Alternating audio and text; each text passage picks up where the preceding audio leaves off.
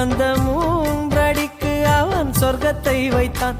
பின்பு 4 அடிக்கும் மிச்சம் 5 அடிக்கும் பிரம்மன் வானிலவை வைத்து உன்னை செய்தான்.